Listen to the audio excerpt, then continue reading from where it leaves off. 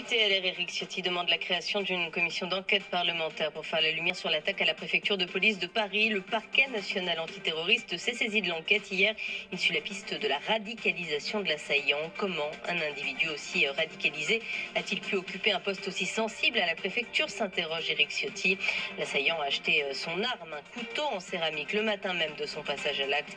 Il a aussi échangé des SMS avec sa femme qui lui a répondu « Seul Dieu te jugera ». Elle est toujours entendue par les enquêteurs. Un accompagnement exemplaire, c'est ce que demande au groupe Lubrizol la ministre de la Transition écologique 10 jours après l'incendie qui a frappé l'usine près de Rouen. Plus de 5200 tonnes de produits chimiques ont brûlé. Elisabeth Borne rappelle au PDG du site que le gouvernement est déterminé à ce que l'entreprise assume pleinement toutes ses obligations, notamment en matière de transparence, de mise en sécurité ou encore de dépollution. Un incendie toujours en cours en Haute-Corse depuis hier matin. Il a parcouru une vingtaine d'hectares. Une cinquantaine de pompiers sont mobilisés au sol. Un avion bombardier d'eau est intervenu hier soir, mais il reste toujours une dizaine de points chauds. Aucun village n'est cependant menacé. Le mondial de rugby, l'Argentine affronte l'Angleterre d'ici une dizaine de minutes. Les Bleus vont suivre attentivement cette rencontre.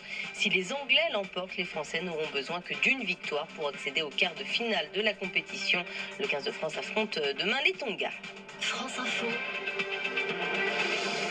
Et tout est plus clair.